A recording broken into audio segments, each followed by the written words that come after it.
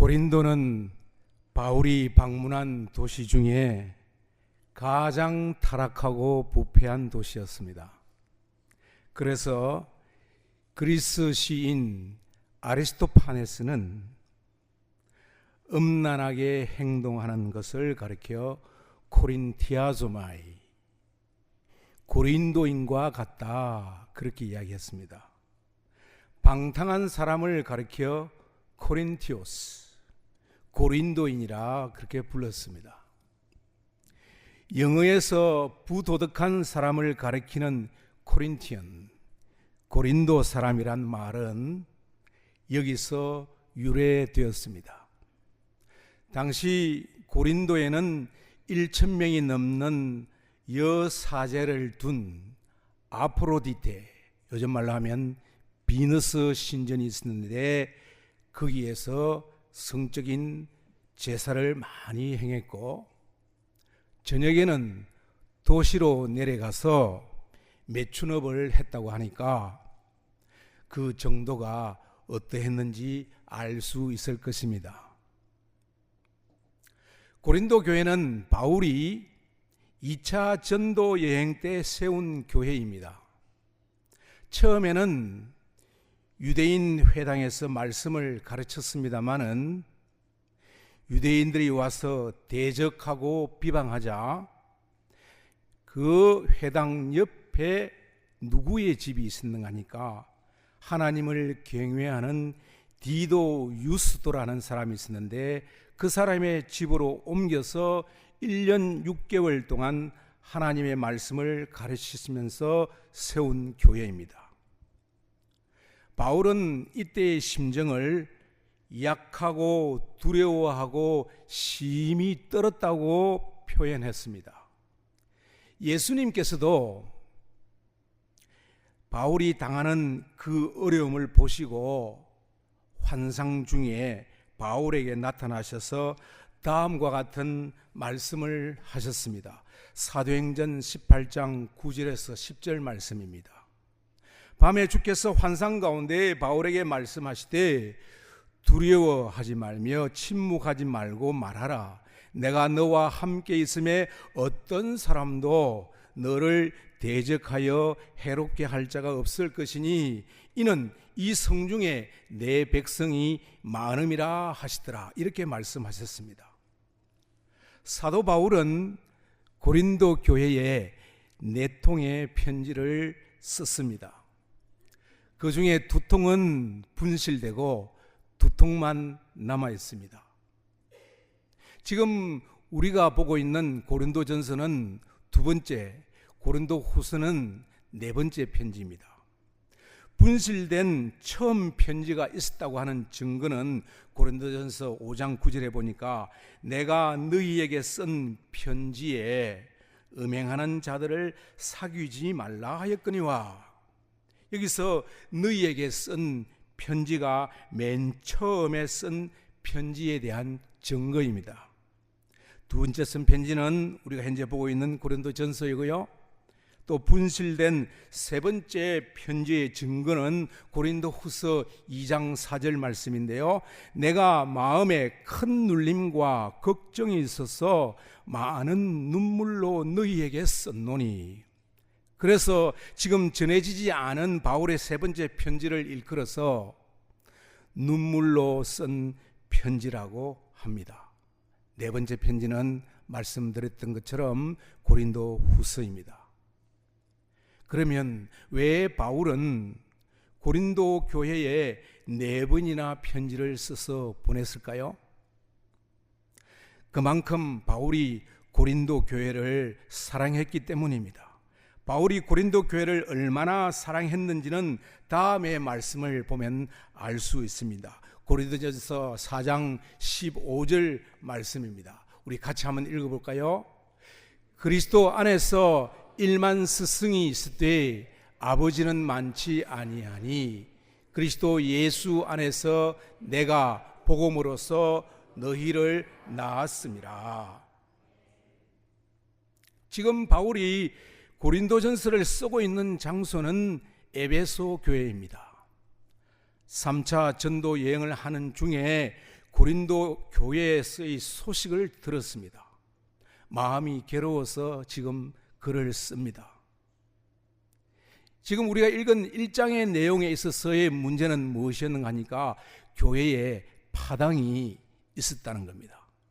교회가 4그룹으로 나눠져 있어요. 첫째 그룹은 고린도 교회의 설립자인 바울을 지지하는 그룹, 두 번째는 바울이 떠난 후에 교회를 지도한 인물로 성경 지식이 풍부한 아볼로를 따르는 그룹, 세 번째 그룹은 유대인 신자를 중심으로 예수님의 수제자인 베드로를 따르는 그룹, 넷째는 위에 세계 파고는 무관하게 교회의 머리 대신 그리스도를 지도자를 삼는 그룹. 그렇지만 바울은 이런 지도자들은 모두 하나님이 세우신 일꾼일 뿐이다. 성도를 자라게 하시는 분은 오직 하나님이라고 그렇게 가르쳤습니다. 이런 말을 하면서 바울이 고린도 교회 교인들에게 한 말입니다. 고린도전서 1장 18절 말씀입니다. 십자가의 도가 멸망하는 자들에게는 미련한 것이요 구원을 받는 우리에게는 하나님의 능력이라고 했습니다. 바울은 십자가의 도 외에는 구원을 얻는 길이 없다고 고린도 교인들에게 강력하게 선포하면서 분쟁하지 말고 예수 그리스도의 십자가를 든든히 붙들으라고 했습니다. 오늘 이곳에 모이는 성도 여러분, 예수 그리스도의 십자가의 도 외에는 그 어떤 것도 우리를 구원의 길로 인도하는 것이 없다는 것을 믿으시기를 바랍니다. 그리고 예수 그리스도의 십자가의 도보다도 더 귀중한 것이 나의 삶의 사전에는 없음을 고백하는 여러 성도님들 되시기를 축복합니다. 약 10년 전에 우리 뉴욕 효신 장로교회에서 한 분의 전도사님과 한 분의 강도사님이 안수를 받았습니다. 그 안수식을 위해서 특송을 부탁을 받고 찬양을 제가 했습니다. 무슨 곡을 불렀는지 지금은 전혀 기억이 없어요. 1절을 마치고 2, 3절을 부르는데 그 두 목사 안수를 받는 분들 쪽으로 제 시선이 이렇게 돌아갔습니다. 그때 세미한 음성이 저의 마음에 들렸어요. 너도 저곳에 앉아 있기를 바란다고. 그리고 간주를 듣고 2절과 3절을 불렀는데 울음이 솟구쳐서 노래를 부를 수가 없었습니다. 기다리고 계시는 하나님 아버지의 마음을 깨닫게 해 주시더라고요. 거의 60이 되어가는 그때까지 하나님께서 저를 기다리시고 계신다는 것을 알게 되자 가슴이 먹먹해서 그냥 눈물만 흘렸습니다. 물론 그 전에 목사의 길을 가라는 많은 사람들의 권유가 있었지만은 제가 강력하게 부인했습니다. 교회 성가대 지휘자 사역 그리고 장로로서 최선을 다해서 섬기면 되는 줄 알고 그렇게 살았습니다.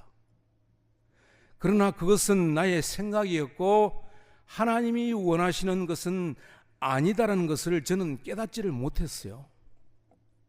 살아가면서 여러 가지 많은 고통과 어려움이 있었지만 그런 것들은 인생을 살아가는 모든 사람이 당하는 고통이라고 스스로 그렇게 위로하고 살았습니다.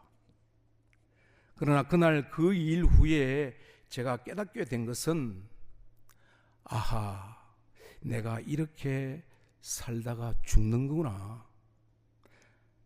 하는 일들을 많이 경험하게 되었어요. 그러면 신학을 공부하겠으니 후에는 하나님께서 인도해 주시라고 기도하고 마음을 정한 후에 2017년 신학을 공부하기 시작했습니다. 신학을 공부하면서 강도사 시험을 쳤는데, 강도사라는 말은 이렇게 말씀을 전할 수 있는 그 라이센스를 이야기합니다. 한 번 낙방하고 2번 쳤습니다. 메릴랜드에 가서 필기 시험 치고 면접 시험 보고 왔습니다. 교회 주보에는 강도사 시험 합격했다고 광고도 났습니다. 축하 인사도 받았습니다. 그런데 고시 담당 목사님이 한 달쯤인가 있다가 전화가 왔습니다. 다시 면접 보고 시험 보라고. 그래서 또 봤습니다. 여러분은 남의 일이라고 웃을 줄 모르지만은 참 기분이 정말 참담했습니다. 또 군대 2번 갔다 온 기분이에요. 여러분 저 기분을 모르실 겁니다. 한번 떨어지고 나서 바로 시험을 치는 것이 아니고 한참 그 1년 있다가 또 시험을 봐야 됐으니까요. 목사고시도 한 번 낙방하고 2번째 겨우 합격했습니다. 우리 ARPC 교단의 법은 아무나 목사고시 못 봅니다. 안수도 아무나 못 해줍니다. 어느 교회에 있든지 이 강도사를 목사로 우리 교회에서 사용하겠다 하면 그때 목사고시를 볼 수 있습니다. 이것을 전문용어로 콜이라고 그래요. 그런데 그 어떤 목사님, 한인 목사님, 또 어떤 교회, 어떤 미국 목사님, 미국 교회 저를 콜해 주는 사람이 없었습니다. 지금까지 없습니다. 그래서 저는 그 이후로 콜이라는 단어를 별로 좋아하지 않습니다. 그러면 제가 목사 고시를 쳤다는 것은 어떤 의미인지 아시겠죠? 이런 의미에서 우리 김 목사님은 저의 구세주입니다. 구세주. 메릴랜드에서 노예를 하는 기간 중에 목사 고시를 쳤어요. 강도사 고시를 쳤던 메릴랜드, 똑같은 교회. 별로 기분이 안 좋았어요. 과목을 3과목을 치는데 한 과목은 패스하고 한 과목은 설교예요. 설교를 잘하면 패스하고 못하면 떨어지고. 그래서 2번째 과목인 설교를 다 끝냈습니다. 열심히 준비해가지고. 그래서 밑에 이제 저는 위에 서고 아래는 모든 목사님들이 제 설교를 듣고 평을 하고 피드백을 하고 질문을 하고 그러면 제가 거기에 답을 해주고. 그러니까 답을 다 잘했어요. 잘 흘러간다 했는데 어떤 미국 목사님, 그 목사님 이름이 피러예요. 피러 목사님이 질문을 하나 하는데 제가 그 질문을 이해를 못하겠어요. 그래서 답을 못하고 이렇게 있는데 저 뒤에 우리 담임 목사님이 그때 같이 노예로 오셨는데 목사님이 일어나셔가지고 미스터 양이 지금 이런 내용으로 설교를 했다고. 그래가지고 겨우 패스했습니다. 그리고 남은 한 과목 떨어진 거는요, 저기 총회하는 노스캐롤라이나에 가가지고 시험을 쳐가지고 겨우 패스했어요.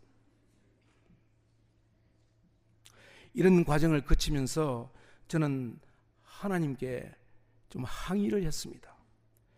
왜 이렇게 계속 고난을 당하게 하십니까? 하나님의 기쁘신 뜻을 따라 살려고 어렵게 결정하고 모든 건 내려놓고 가는데 제 사정을 이렇게 몰라주시나이까? 여러분, 남의 이야기니까 재미있으신 것 같은데요. 근데 저는 그때 이 길을 포기하려고 마음을 몇 번이나 먹었는지 모릅니다. 그런데 돌아가기에는 너무 멀리 와버렸더라고요. 사명의 길을, 사명의 강을 훨씬 넘어버렸어요. 그런데 오늘 말씀을 보니까 여기에 대한 답을 얻었습니다. 고린도전서 1장 29절 말씀 한번 같이 읽으시죠. 이는 아무 육체도 하나님 앞에서 자랑하지 못하게 하려 하심이라. 아멘. 이 구절 옆에는 관주 성경 구절이 있어요. 그 성경 구절이 어디 있는가 하니까 사사기 7장 2절 말씀입니다. 사사 기드온의 이야기입니다. 이스라엘을 괴롭히는 미디안 족속을 물리치기 위해서 하나님께서는 기드온에게 그의 백성들을 모집을 하라고 했습니다. 그때 모집된 백성의 수가 3만 2천 명이었습니다. 그런데 하나님께서는 너무 많아, 다 집으로 돌려보내. 그래서 몇 명만 남았는가 하니까 300명만 남았습니다. 왜 그랬을까요? 하나님께서 기드온에게 친히 하신 말씀입니다. 사사기 7장 2절 말씀입니다. 이는 이스라엘이 나를 거슬러 스스로 자랑하기를 내 손이 나를 구원하였다 할까 함이니라. 여러분, 사사 기드온뿐 아닙니다. 첫 번째 사사가 누구죠? 온니엘입니다. 이 온니엘은 갈렙의 아우 그나스의 아들입니다. 그러니까 갈렙의 조카가 되겠죠. 갈렙은 유다 지파의 사람이지만은 본래 이 갈렙 족속은 이방 족속이었습니다. 어떻게 했는지 유다 지파에 들어왔는지는 모르겠지만은 그냥 제 짐작에는 갈렙이 참 용기 있는 사람이요, 대단한 사람이죠. 그래서 유다 지파에 들어왔는지 모르겠지만은 어쨌든 이 가정은 온니엘은 이방 족속이었다는 거예요. 두 번째 사사 이름이 누군가 하니까 에훗입니다. 왼손잡이 에훗. 이 왼손잡이라고 하는 원어의 뜻은 오른손이 막힘, 다시 말하면 오른손을 못 쓰는 사람, 그런 뜻입니다. 그런데 이 에훗이 이스라엘 백성들을 괴롭히는 모압 왕 에글론을 죽이고 평화를 갖다 주었는데 몇 년의 평화를 갖다 주었느냐 하니까 80년을 갖다 주었습니다. 보통 사사들이 이스라엘을 구원하면은 다른 괴롭히는 나라를 물리치고 이스라엘에게 가져다 주는 평화의 기간은 보통 40년입니다. 그런데 이 왼손잡이, 오른손을 쓰지 못하는 에훗이 가져다 준 평화의 기간은 80년이었다. 그렇게 생각해 보면은 참 대단합니다. 네 번째 사사가 여성입니다. 드보라입니다. 여러분, 12사사를 이렇게 살펴보면은 좀 뭐라 그럴까요? 특징이라고 해야 될까요? 한 가지 특이한 점은 자기 자신이 할 수 있다고 자랑하는 사람보다는 보잘것없고 약하고 그 시대에 버림받은 자들을 하나님께서 사용하셨다는 거예요. 이 12사사는 누구를 대표하죠? 누구를 예표하는가 하면은 바로 예수 그리스도를 예표하는 겁니다. 인류의 역사 중에서 가장 약한 사람이 누굴까? 제가 생각을 많이 해봤어요. 누구겠어요?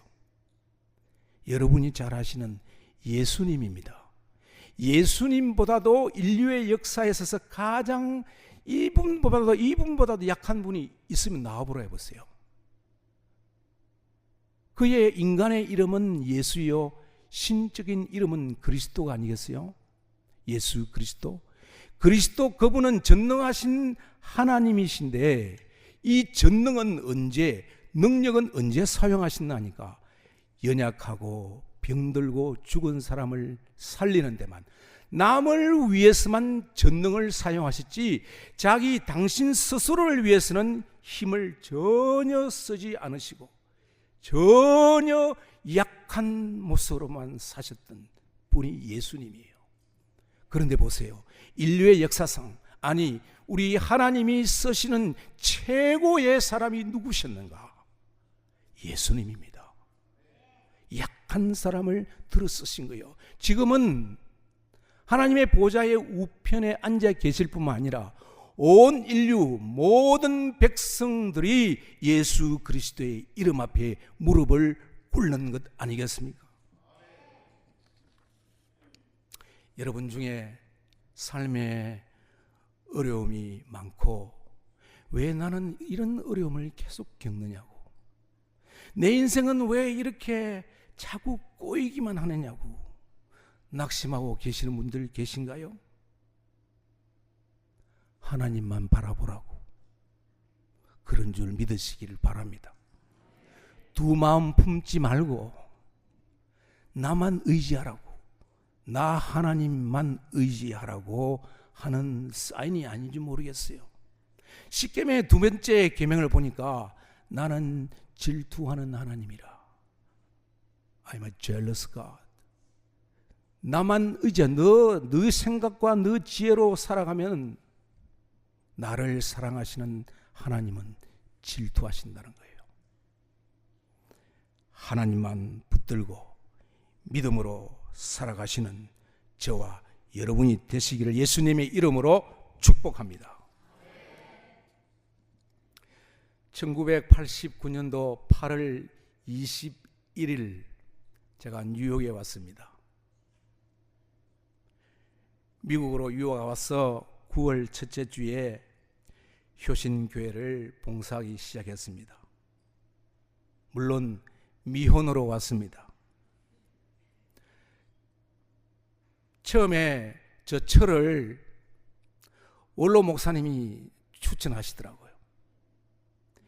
저를 만날 때마다 좋은 사람이니까 한번 만나보라고, 사귀보라고. 근데 제가 처음에는 콧방귀를 뀌었습니다. 원참 사모님도 이상한 여자를 소개해 준다고 관심도 없었습니다. 그때 사모님 말씀 듣지 않았다면 어떻게 됐을까?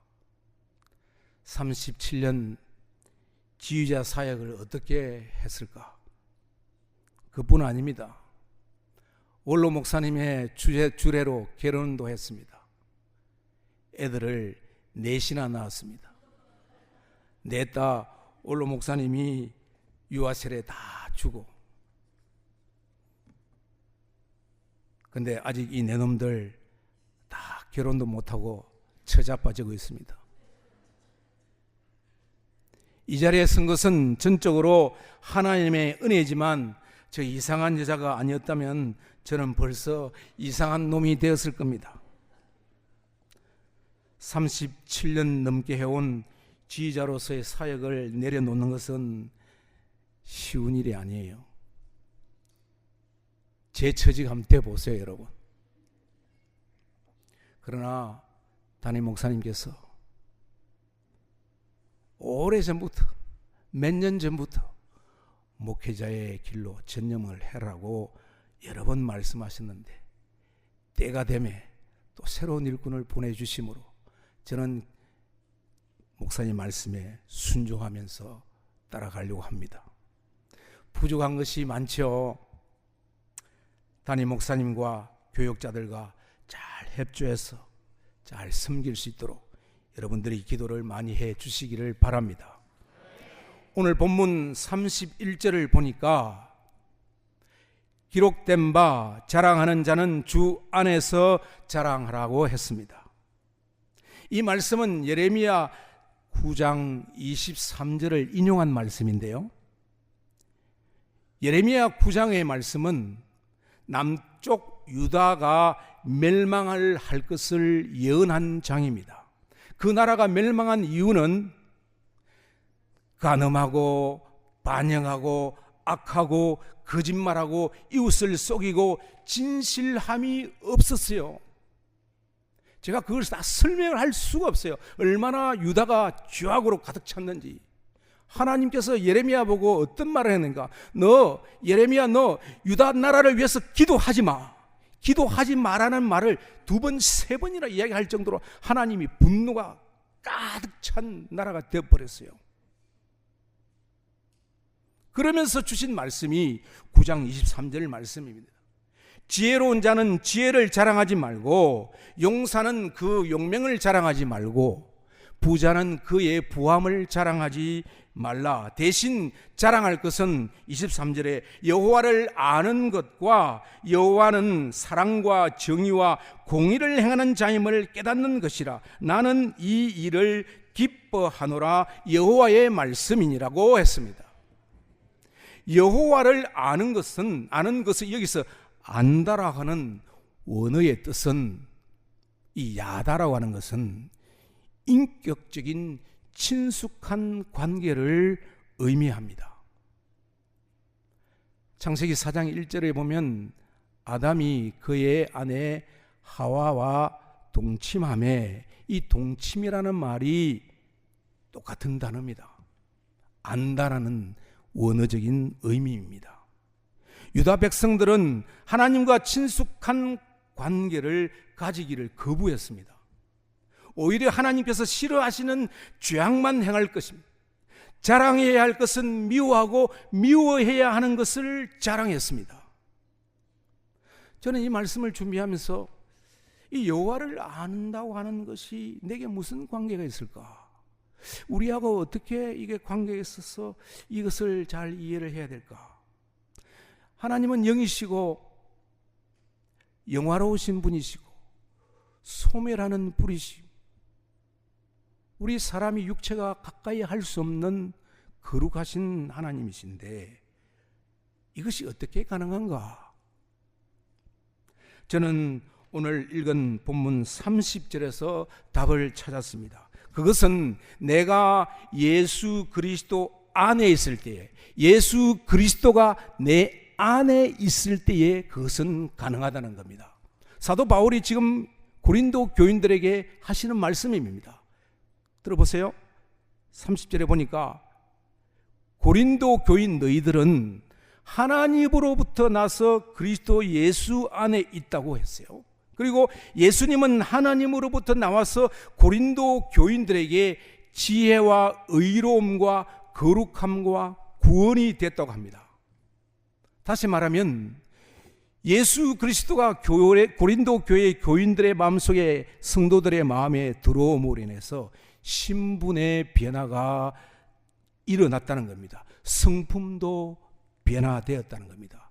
마치 우리도 예수 그리스도께서 내 안에 들어오시면, 내가 그리스도 안에 있고 그리스도 내 안에 있으면 성품이 변한다는 거예요. 어떻게 변하느냐? 지혜로운 사람으로. 이 지혜는 세상 사람이 말하는 소피아, 이게 아니고 하나님을 아는 지식입니다. 구원을 아는 지식이에요. 그리고 또 의로움과 거룩함, 이 지혜, 의와 거룩은, 회복된 이 세 가지는 어디에서 잃어버렸는가 하니까 아담이 선악과를 따먹음으로 인해서 이 형상을 잃어버렸어요. 그런데 예수 그리스도를 믿음으로 그리스도가 내 안에 들어옴으로써 이것이 다시금 회복됐다는 거예요. 여러분 믿으십니까? 아니, 그러면 이렇게 질문할 수 있습니다. 아니, 나는 내 생활이 왜 이래? 실수하고 실패하고 옛날 모습이 여전히 살아나는데? 여러분, 그것에 쏘시면 안 됩니다. 나를 지혜롭고 의롭고 거룩한 사람으로 구원을 이루었다고 했었어요. 아니, 그것은 하나님의 명령이, 아니, 선포예요. 그러니까 내가 그런 말을 한다 그래도, 내 속이 그렇게 한다 그래도 자신에게 속지 마시고 말씀이 그렇다 하면 그런 줄 알고 믿고 그렇게 사시기를 바랍니다. 이것이 믿음이에요. 이것은 성경에 근거한 믿음이기 때문에 그 세상 어떤 것이 나에 대해서 대항해도 물리칠 수, 아니 그거 거절할 수 없는 거예요. 여러분, 이 말씀을 이해할 수 있기를 바랍니다. 또 그 다음에 보니까 여호와는 사랑과 정의와 공의를 행하는 하나님이라는 것을 깨닫더라. 이것을 하나님이 기뻐하신다고 하는데, 여기서 공의를 행한다는 이 말에 원어를 이렇게 살펴보니까 원어가 아사, 아싸 이게 아니고 아사. 뭐 외우기는 좋아요. 아싸. 그런데 이 아사라는 말의 뜻은 일하다, 행하다, 만들다라는 뜻이에요. 창세기 창조의 기사에서 자주 나타나는 단어입니다. 왜 태초에 하나님이 천지를 창조하시니라 그러시잖아요, 그죠? 태초에 베레시트 창조하셨다. 바라, 누가? 엘로힘 하나님이.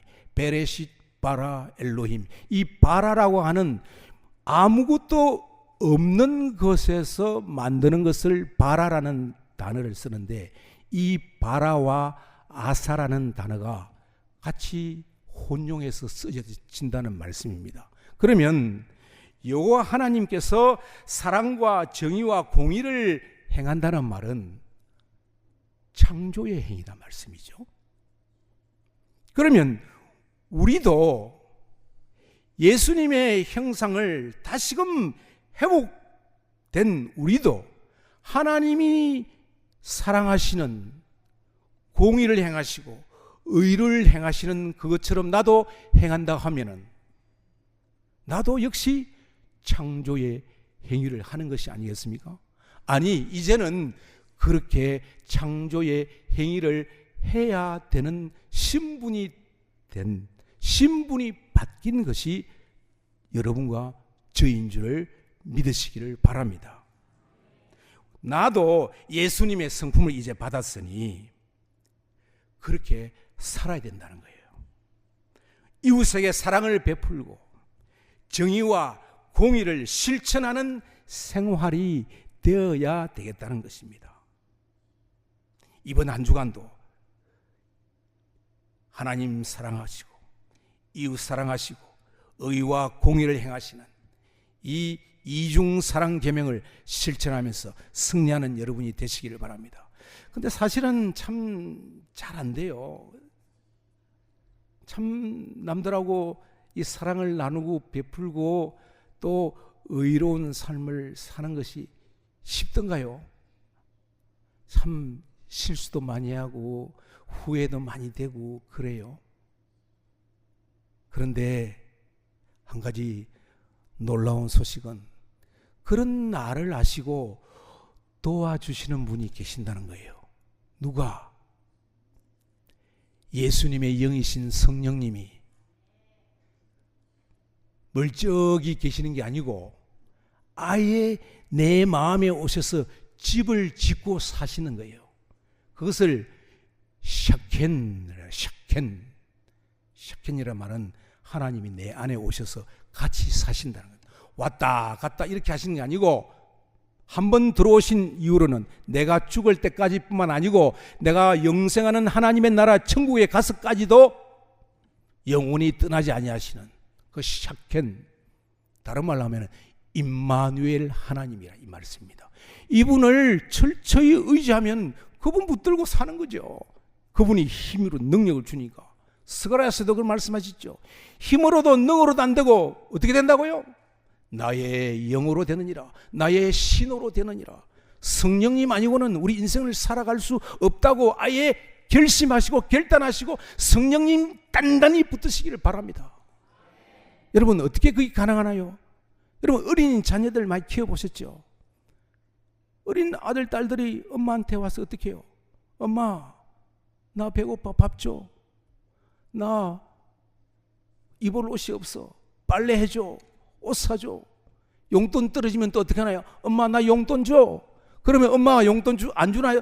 다 줍니다. 오히려 자녀들이 와서 부탁하고 그러면 엄마가 좋아하고 더 사랑하죠. 마찬가지입니다. 아이가 어머니에게 매달리는 것처럼 내 안에 계시는 성령님을 철저하게 의지함으로써, 그러면 우리의 삶이 바뀌어지는 거예요. 아니, 우리의 삶이 바뀌어졌는데 그것을 우리가 잘 인식을 못하고 살아가는 거죠. 효신교에서 보낸 37년의 세월은 저 자신의 신앙의 뿌리를 내리고 자라게 해준 네스트 철치였습니다. 이제는 다음 단계로 넘어가는 넥스트 스텝을 향하고 또 다른 네스트 철치를 만들어 가야 하는 사명을 깨닫고 있습니다. 효신의 성도 여러분, 이곳이, 이 효신교회가 여러분의 믿음이 뿌리를 내리고 자라게 하는 둥지교회, 네스트 철치가 될 줄을 믿습니다. 이 한 주도 우리의 삶 속에서 하나님의 사랑과 정의와 공의를 행함으로 또 다른 넥스트 스텝을 나의 삶 속에서 든든한 믿음 붙들고 성령님 붙들고 그렇게 한 발 한 발 내디디시는 저와 여러분이 되시기를 예수님의 이름으로 축복합니다.